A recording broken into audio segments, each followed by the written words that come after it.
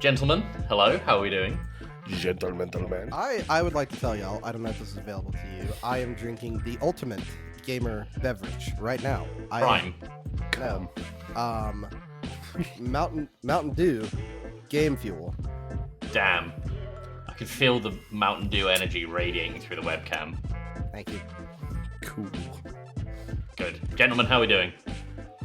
Good. Yeah, good. How are you, Tim? Yeah, fine. Been a long time since we all spoke, I gentlemen. know. It has been. Couple weeks. A couple of weeks or, a couple of minutes. Yeah. What did you do between our last two recordings? I went for a beer. Slade? I took a piss. Nice. What We about are you? back to back in this. I went for a week and got a drink. Wow. Nice, look at us. We're being productive. Adulting. Yeah. Oh, I picked up something the other day. Joey, you've been to my flat. I've got a little shelf of fighting game history stuff. Yes. I managed to pick up a original copy of Mortal Kombat, like the original Mortal Kombat. The other day. Mortal Kombat. I think I have one of those kicking around for the Sega, whatever. Yeah. Hold on. I'm going back over here. There we go. Yeah, I think I have one of those kicking around. So Have you got anything to play it on?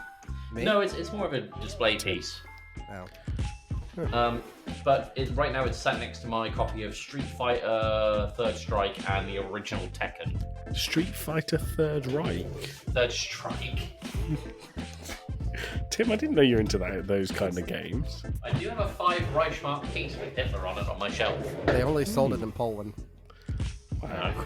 Have I ever told you guys my favourite fact about Poland and World War II? How podcast friendly is this fact? It's podcast friendly. Okay. So, If it contains the words, no, it doesn't contain that. can you please bleep that as well? Absolutely, I will. So, when Japan joined the Axis, one of the conditions that Germany set for Japan joining was they had to declare war on Poland, and Poland declined war. I mean, good on them. They're just like, nah, no thanks. No, you're all right. No. I like it.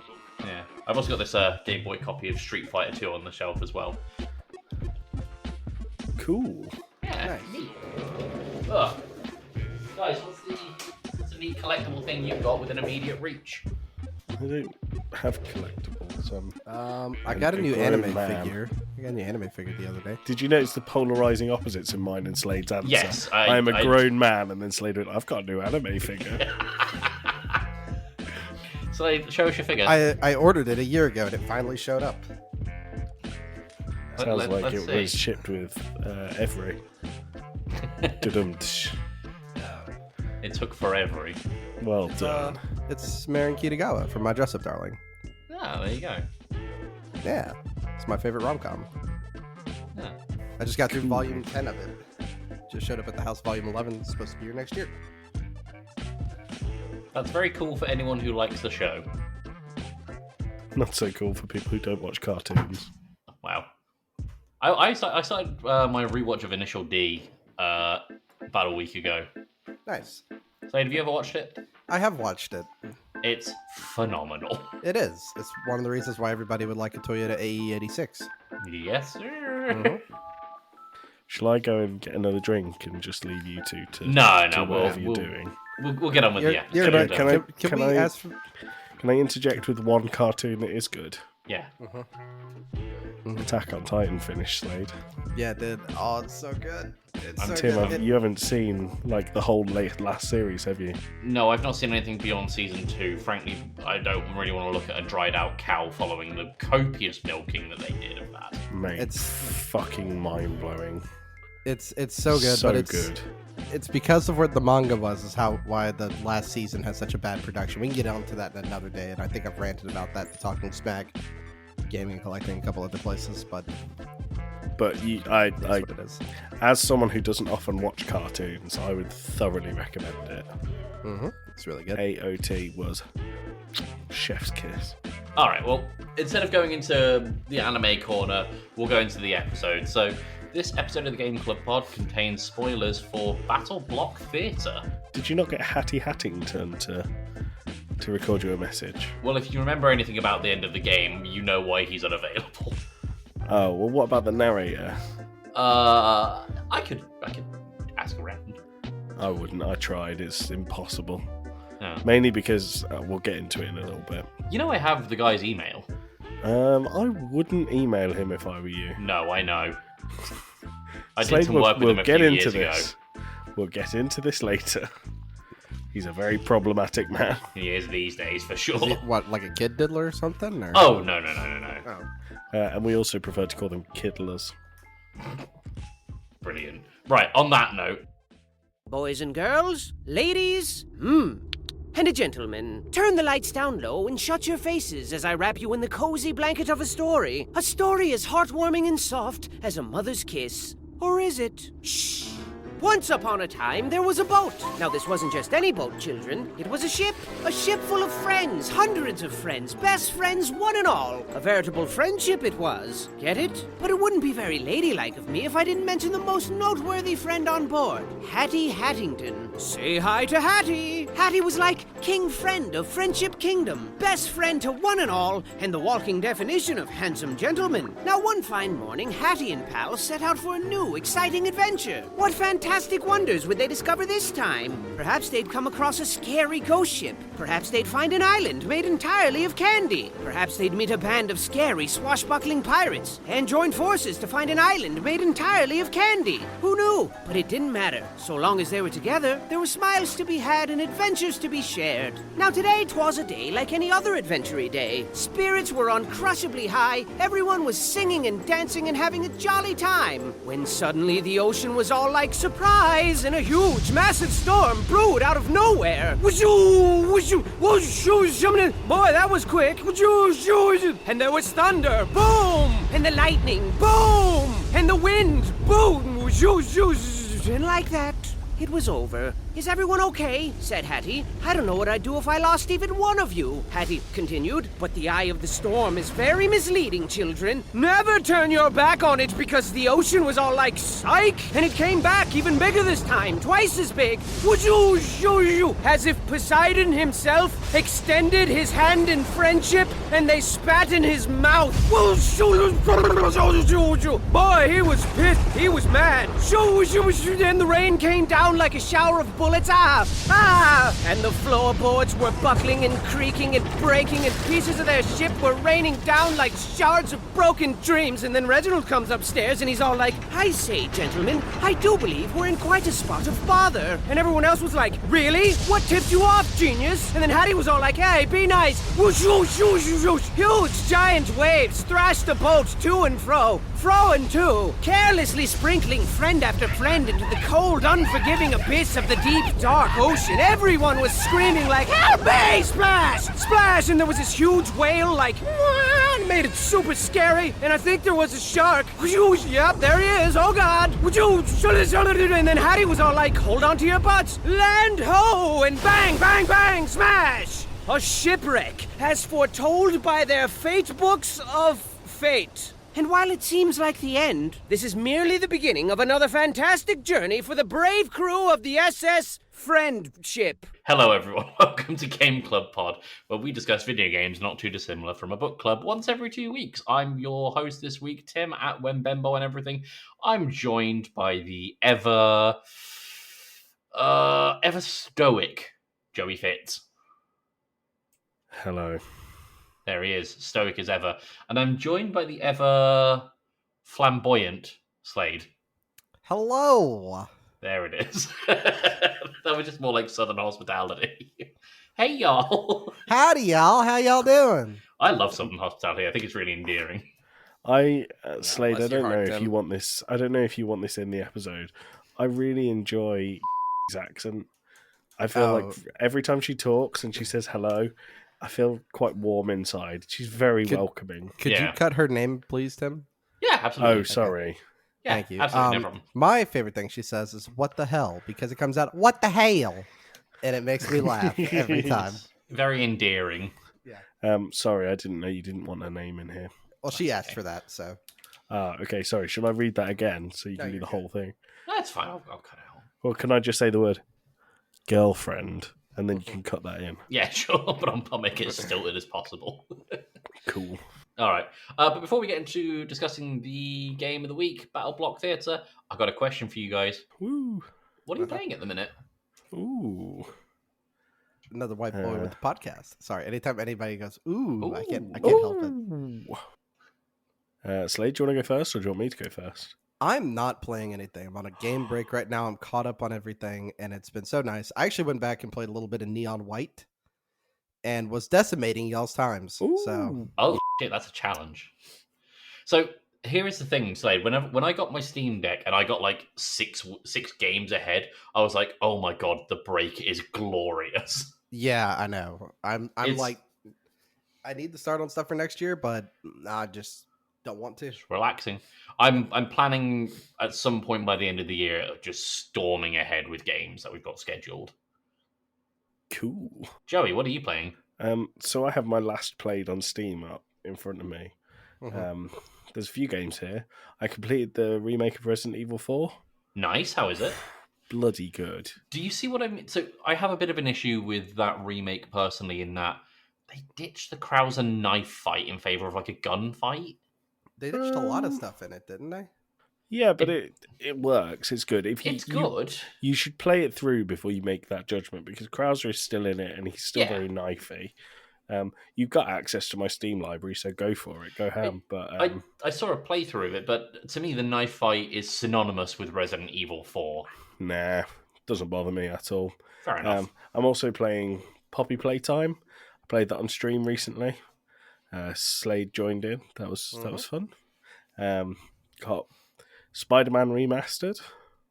That's very fun. Enjoying it. Yeah, I put that on when I want to wind down, and I don't do any missions. I just swing around. I'm the exact same. I'll play it on the Steam Deck and just have something on the TV, and I'll just be swinging around doing stuff. And then the other one is WWE 2K23.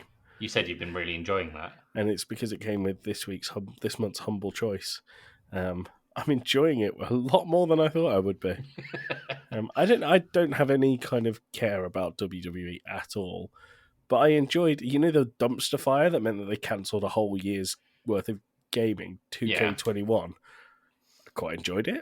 Thought it was quite fun. There was a really funny thing where when it ticked over to New Year's 2022, the game locked out and no one could play. Yeah. I got it right towards the end of its cycle, and actually, I enjoyed it. And I'm enjoying this one. I think it's clever, it's fun, it's different to old ones. I'd recommend it. Nice. I'm personally playing Mortal Kombat 1 at the minute. Omni-Man's just come out from Invincible, which I also just wrapped up. So nice. I'm very much enjoying his implementation. NetherRealm Studios have done a very good job with it. Very good. Very good. Do you also like talking to Andrew Bowden when you play it? I pretend I'm talking to him, and the voice lines are him responding to me. Well, that is the only logical way to play it, I think. Yeah, of course. All right, let's talk about BattleBlock Theater. So, BattleBlock Theater, let me pull up my notes, came out on April 3rd, 2013 on Linux, Microsoft Windows, Xbox, Mac, and eventually Steam. It was developed by the Behemoth and Big Timber Studios. In terms of scores and awards, it got an 85 on Metacritic on critic scores, 7.8 on IGN, an overwhelmingly positive or 10 out of 10 on Steam.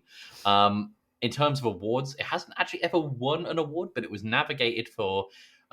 in the Navigator Awards in 2014, it was a nominee for Best Control and Precision, Best Original Action Game, Best New IP, and Best Song Best Song Original or Adapted. I am going to go to Slade first. Okay. Are Tim, you sure about that? Yes. My first note here is it's about you. What do you mean? Tim, please quit picking games that are better with friends, because I don't have any. Oh, okay. I thought you meant the game was about me. I was like, in what way? Invulnerable enemies are shit. Doesn't matter, which way you want to dress it. Talking about the raccoon thingy, whatever the hell it's called. The beast. Yeah. Also, I was talking to Joey the other day about, we were talking about useless buttons on controllers. I'm going to go back to hating PlayStation for a little while. The share button. This would be much more useful as a shut the f*** up button for the narrator.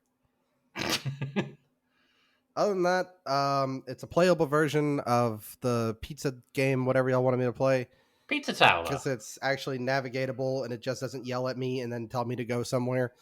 Yeah, that's about it. Nothing special or really to write home about. All right, that was much lighter than I was expecting, to be honest. No, Joey, it's fine, just better with friends, and I don't have those. well, what's interesting is this game, it adapts the maps depending on how many players are on. So if you have a one player, if you're playing solo, you'll have one map. If you play with two players, you'll have a different map, and three, you'll have a different map, and four, you'll have a different map. Yep. It's adaptable depending on how many people are in the room, which is, I think, very neat for a platform to do. Joey, your thoughts? I enjoyed it. I Good. really liked BattleBlock Theater. I thought it was easygoing. I never felt really stressed playing it. I think that the difficulty curve was steep. It was In the last level. very easy until the very last few levels where it was like a bullet hell. I liked the narrator. I thought, problematic as he is now, in this game, funny, made me laugh. Stupid humour. I enjoyed it a lot. It was very much a product of Xbox Live Arcade Originals. And it feels... it felt quite nostalgic playing it, but I thought that the story felt like a wafer-thin ham wrapped around a level design to make it all tie together. I think that it didn't need the story, to be honest, to be fun still, but I really enjoyed the additions. I enjoyed the cutscenes. I thought it was charming. I thought it was fun. I really enjoyed BattleBlock Theater. Nice. I also really enjoyed it. I played it when it first came out because I'm a Behemoth fan. I mentioned in the preamble I've done some work with the narrator before on a track many, many years ago, but probably wouldn't work with him now, to be honest. He's a little problematic. But going back to the game, yes, you're absolutely right. The difficulty spike is a little steep at first because it seems to. Well, at first, I say right at the very end because it's pretty. It advances in difficulty pretty naturally, right up until maybe the last 4 levels where it's just like try everything all at once. The cutscenes, like you say, were charming. They've got a really unique, almost like puppet on a popsicle stick kind of thing going for them, which is fun, and that's really. And then obviously, I know it's like unique, like 2D animated. It's not actual like popsicle puppet on a stick, but it looks like it could have been done with it, which is fun. It's a really unique direction. The unlockable heads and costumes for your characters made things really, really neat. They didn't change anything about gameplay. It was just how weird can we get with like shapes, which is neat.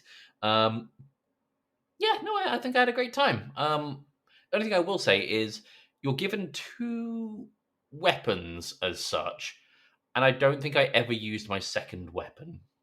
Purely the first. No, I didn't either. No. There was no need. You just push things in the water. Yeah, push things over, and you're good. Yeah. All right. Shall we talk story? Because in terms of levels, it's not really a case of remember this zone because they're all just kind of a blocky platforms. Slightly different colours. Yeah. Right. Let's talk stories. So, the game begins with the narrator voiced by Will Stamper telling the adventures of hundreds of friends aboard the SS Friendship, as well as Hattie Hattington, who is known as best friend to one and all. After encountering a heavy storm, the SS Friendship becomes shipwrecked on a mysterious, seemingly abandoned island. So, sorry, can you just explain how the ship was in the storm? How do you mean? At first, it was like, whoa! Oh, but then the ocean was all like, surprise. Slade is so clocked out of this. He has. I'm trying to find out what happened to the narrator, but allegedly does lots of meth, lots of homophobic stuff. Yep. Oh, okay. So the SS Friendship becomes shipwrecked on a mysterious, seemingly abandoned island, whereupon most of the friends go missing. Upon waking up from the wreck, the player character seeks shelter from the storm in a dilapidated theatre. Upon coming to, it is revealed that the entire crew of the SS Friendship is held prisoner by cats, with Hattie wearing a glowing top hat as the apparent new leader. The player is then released from their cell and forced to play deadly games by the feline wardens As the player completes challenges, they find gems, which are spent unlocking fellow crew members to play along in the theatre performances. Appearing possessed by the hat's unknown powers, Hattie begins working for the cats against the player. As the player progresses, the narrator reveals more about the theatre, notably that hundreds of years before the player showed up on the shipwrecked island, Perram Furbottom, a theatrical aficionado, sought to build the world's greatest theatre. The opening night saw the most jaw-dropping feats and thrills, the likes of which the world has never seen, making the theatre an overnight success. However, Furbottom did not allow intermissions, so after an untold amount of time watching the show, he died pooping himself to death on the way to the loo. Since then, the top hat has been passed down to various others who have been revered by the cats as their leader and who have each met grim fates of their own. The hat, the narrator reckons, is haunted by the grief and sorrow of each of the past wearers, and Hattie, as the current victim, has sunk into a depression while being surrounded by many gems that the player has acquired, without doing anything to help the state of the theatre. Eventually, the cats grow tired of Hattie's inaction and they begin rioting and striking and more, while the player's challenges grow increasingly difficult. As the theatre deteriorates further as the player goes on, the narrator provides encouragement to the player and continues to shed light on the cat's mental state, which grows more and more unstable as time progresses. The narrator also instructs the player to enter the vault, which houses Hattie and all the gems that the player has spent. Before the cats kill Hattie and the rest of the crew, starting the madness over again. But after completing the final set of challenges within the vault, though, the player breaks into Hattie's throne room and Hattie doesn't budge. So the players carry him out of the crumbling theatre as the SS Friendship's crew orchestrates a mass breakout. Everyone manages to make it back to the boat amidst the chaos, escaping the island and the cats that reside there. The cats try to foil the escape, but are shot by others with guns. And the player celebrates with a hot cocoa on the ship and tries to cheer up Hattie, who the narrator still continues to say that he will not move, blink, or respond to hugs or talk. He also asks, "Where's he gone to? Where?" Referring back to Hattie's death during the riot in the vault. The narrator then sings a sad song as the credits roll, before quickly recovering and singing a nonsensical, upbeat song about pulling up your trousers, while Hattie's body sinks to the bottom of the ocean. When it arrives at the bottom of the ocean, the hat lands on Hattie's head, and the glowing green turns into red and shoots a beam skyward, where it sends the boat flying, and the beam continues into space where it vaporizes the alien from Alien Hominid, as well as the bear that appeared during the narrator's song.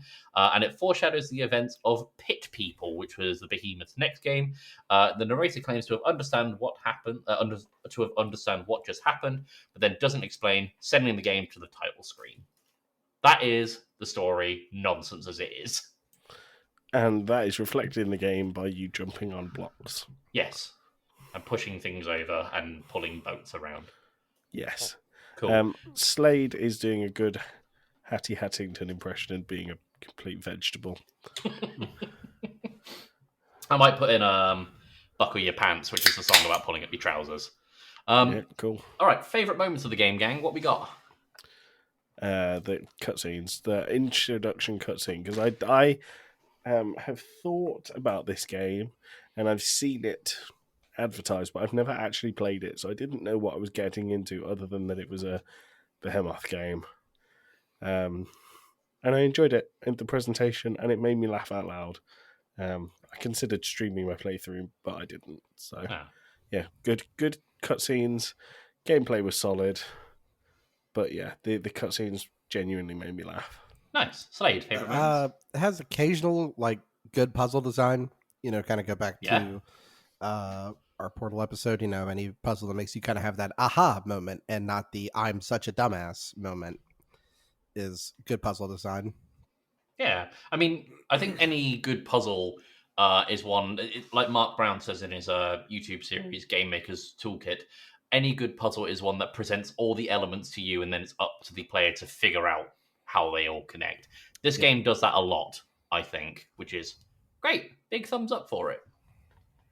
Bene, what was I going to ask then? Was Slade, your vocal in your lack of liking of platformers? Yes. How did you find this one? Platformers. Do I, Joey? You didn't need to say of platformers, Tim. Just lack of liking. But of platformers specifically. You've gone on record saying that you don't like them, but how did you find this one? This one's fine. I was talking to Joey about this before you weren't here. About you could tell like this game's influence on the pizza game. Pizza Tower. Yeah, but I think this one does everything infinitely better. I don't know if you can compare the two, to be honest, because That's- Pizza Tower is much more of a Wario. I know, Land but I'm thing. saying in their core gameplay of like jumping on certain blocks to do certain things and finding your way to the exit, they're very similar. Not saying exact copy and paste, No, of course. but I think this one does it a lot better. Instead of somehow the game screaming at me and telling me to run, it's just hey, get to the exit, grab 3 gems, and leave. Yeah, pretty straightforward in its objective, to be honest. Yeah. And the way it would like the checkpoint system in it is a lot better too. I don't mean to really compare it because it's like apples and oranges, but the checkpoint system's nice. They put the checkpoints like right where they know you're going to be fucking up a lot, so you have time to do it over and over and figure it out. Yeah. And then what else? I found that given the fact there was like a very much how do I want to put this? Broken down level structure, like each level is like 3 sub levels. Mm-hmm. And because of that, it had I played it through in one session with Pain, like from start to finish. But it had the option of just being able to put the controller down for like, I don't know, a few days and just being like, okay, pick up where I left off. Well, that's what I did. I played it over about a week. Yeah. I would like to give a little shout out because I played this on my Series S, and I didn't know my cloud save from the 360 still existed. And so I started the game, missed all the intro stuff, and I was like, why am I already on 3.2? Yeah. Slight issue with the game. I don't know if they really considered this option, but you can't delete your save. Yep. Like, I get so why I started they from like wouldn't- chapter 3 and went through.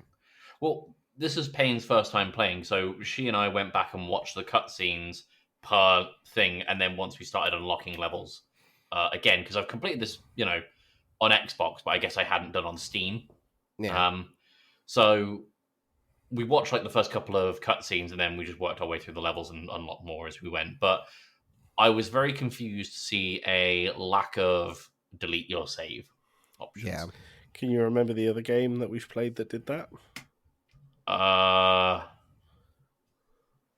cannot. Sunset Overdrive. They were inspired by BattleBlock Theater. Yes. Can I just say, on Steam, this game is 2 gig in storage. Yeah, it requires 512 meg graphics card, so you could probably run it off your motherboard. Yep. And 1 gig of RAM. It's super low commitment. Basic. And it's always on sale. Yep. How long did it take you guys to beat this? I did like a chapter a day or something like that. Just played in like my downtime kind of thing. Yeah. 4.7 So I started hours. Yeah, I'd say like maybe 4 or 5. I don't know. Yeah, very low commitment, 4 or 5. For some reason, apparently on Steam, I've got 25 hours of playthrough on it. I don't know if I left it on at some point. No, I think you just struggled. I really struggled with level 2. You played it like I do. Oh, God. What prisoner did you guys play as? Like, what was your head shape and colour? Castle Crashers orange. Castle Crashers orange Slade? Don't know why, but that was I was why. blue, but I never changed my character. Are you just the basic round head guy? Yeah, you know me. I don't care about the customization stuff. Ah, right. I think it was part of the fun with the gems. I would change it up every time I unlocked something, but most of the time I sat around as either a pug or a nose. No, I had Nice. that Star Wars Boba Fett looking helmet. Ah, that was a reference to Battlestar Galactica, that one. I know the one you mean. Yeah, Yeah.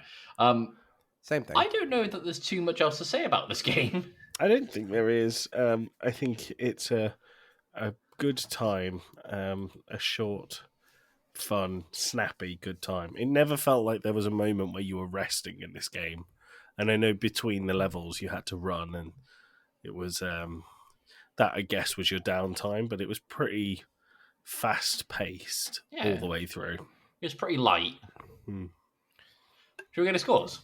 Sure, we can do All that. right, cool. I got the sheet. Reverse order. Let's start with Joey. I would like to give it a 7 and a recommend, please. Yep, cool. Slade? Good game. I'm giving it a 5. Play with friends. I don't really know if this is worth your time or not. I wouldn't pick it up again, but I'm giving it a middle of the road. Nothing special. What if one of us sat down and was like, hey, Slade, let's play BattleBlock together? Would you play it again? Probably not. Right. I'm okay, giving it fair. a middle of the road thing because I don't think it's too much special. And like I said, I played it with the audio off a lot just because I could not stand the narrator going, "Oh my god!" Every time I died, I just like. That was part of the fun. Yeah, it was very goofy. I'd like to give it a 7.5. I really enjoy this game. I think it's stupid, it's goofy, and it knows it. And I think that's very much in line with the rest of the Behemoth stuff. If you like other Behemoth games like Castle Crashers and Alien Hominid, you're probably going to like this. Yes. That gives it a 6.5 out of 10. Okay. With 2 recommendations and one person telling you, I don't know if I would or wouldn't. Cool.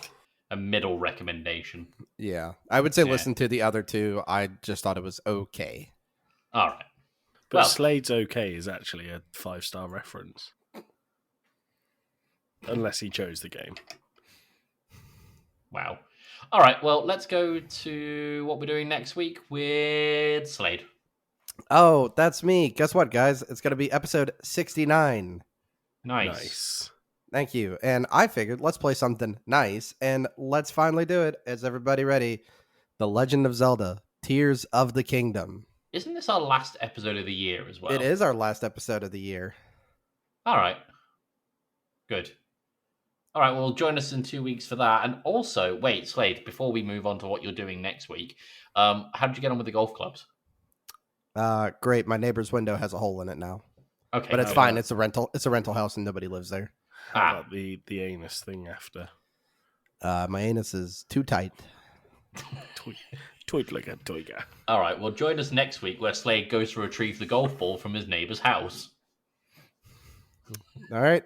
You're never going to guess where he puts it. He thought it was an egg. Is that what you do with eggs? That's how you keep them warm. That's how you store them. Yeah, Fair enough. Slade knows. All right, we'll see everyone in 2 weeks' time for Tears of the Kingdom. Bye. Bye. Fucking Joey. So your best friend's a vegetable now, blah, blah, blah. But you know what they say? When life gives you potatoes, you make potato salad. And I got just the recipe. Hit it! Buckle your pants, buckle your pants. Pull up your socks and dance. Buckle your pants. Buckle your pants. Buckle your pants, buckle your pants. Hey, I said dance. Buckle your pants. Buckle your pants. Ladies, buckle your pants. Gentlemen, buckle your pants. Boys and girls of all ages, buckle your pants or they might fall down. Hey, you, buckle your pants. Yes, you, buckle your pants. Everybody, buckle your pants. But if you don't want to, no, that's fine. Buckle your pants, buckle your pants, buckle your pants, or your pants will fall to the ground. Buckle your pants, just buckle them, babies, nice and tight, please. Buckle your pants, buckle your pants, buckle your pants, buckle your pants, buckle your pants, buckle your pants.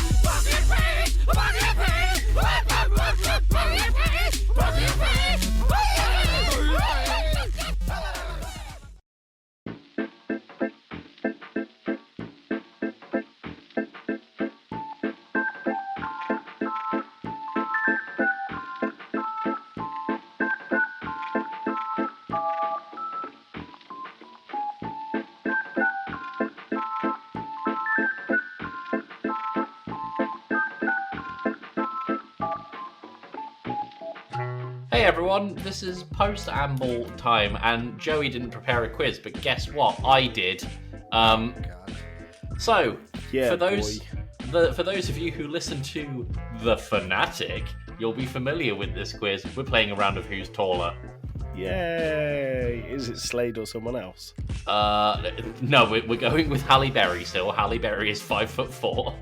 And what I'm going to do is I am going to keep track of your scores. You're going to get a point for telling me if the person is taller or shorter correctly. And you're also going to get a point for telling me what game series they're from. Can you guys give me a sound that you're going to make when you want to buzz in? Yeah. I will go for...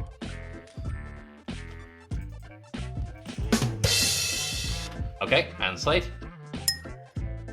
Okay, cool. So, for those who are not familiar, Halle Berry's 5'4". I'm going to say the name of the character. Those guys are going to chime in, and they have to get the name, they have to get the game series, and their height for the full 2 points per question. Slade, aren't you 5'4"? No. Only All you right. are, Joey. Only you With are. the big shoes. All right, good. So, question 1, Lara Croft. That's a Joey. What game and are they taller or shorter than Halle Berry? What game? Tomb Raider. Taller. That is correct. They are from Tomb Raider and they are 5'6". Question 2, Samus Aran. That was Slade. The Metroid series, and she's taller. That is correct. Samus Aran is from the Metroid series. She is 6'3". Ooh. I know. Question number 3, Alloy. That was Joey. From the Horizon Zero Dawn series. Correct. And taller? Also correct. 5'7". Next, Chun-Li. Slade. I shouldn't have done that. I think it's Street Fighter, and Okay. I'd like to say taller. Also correct. She is from Street Fighter. She's one of the original World Warriors, and she's 5'8". I'm glad I second next. guessed myself. I almost said Tekken. That's Next because you were is- Tekken too long. Ah, Hey. Next is Jill Valentine. That's definitely Joey. Resident Evil taller. Correct. That is, she is from Resident Evil. She is 5'5", so cutting it very, very close. Slade, aren't you 5'5"? only with my small shoes on, Joey. Question 6. We have Lightning Farron. Slade. I think Jesus Christ. she is taller, but Final Fantasy. Final Fantasy. Lightning Returns? Because it's not the mainline series, it's a sub-series. Lightning Returns is part of the main series. Well, whatever, it doesn't matter. It's So the Final answer's Fantasy. Final then. Fantasy, surely. Well, it's come up here on ChatGPT with Final Fantasy 13, but yes, Whatever, you are there's- correct. She's 5'7" from Final Fantasy 13. Next, Princess Zelda. That's Slade. I'm gonna say shorter, and obviously The Legend of Zelda. It is Legend of Zelda, but she's taller. Is she really? She's 5'6". Ah, With Uh, the big shoes on. big shoes. Slade, aren't you 5'6"? only with the small shoes. Number 8, Ellie. That's Joey. The Last of Us. She is taller. Is from The Last of Us, but she's shorter at 5'3". Damn it. I'm disappointed in myself. Well, Joey, it's aren't still... you 5'3"? Let's move on to the next question. We have Faith Connors.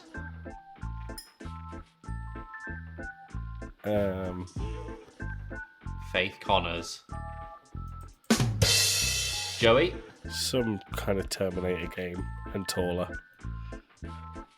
It's Mirror's Edge, and she is taller at 5'7". Slade, if you get both of these points correct, you will take this because the score is currently Joey 8, Slade 7. Question number 10, Ada Wong. Oh, that was very close, but I'm gonna go to Slade. Sure. That's Resident Evil. Joey. Resident Evil, and I would like Yeah, I to was say definitely I'd like to say first. she's shorter. Well, I'm going to start playing random sound bites if Slade wins because I was definitely first on that. here's the thing. It is Resident Evil, but she's taller, so we've got Was a that the tie. bite of 87? Come on, Tim. We gotta wrap this up now. Well, I'm looking for That another one. wasn't I just Tim, had that was just ChatGPT to me. run another one. Okay, great. We have a tiebreaker here because the score is currently 8-8. Oh, wait, hold on because I've gone off the thing. I was about to play this one. But I don't want to do that. No, okay. Okay, tiebreaker question. Are we ready? So ready. Tracer. That was Slade.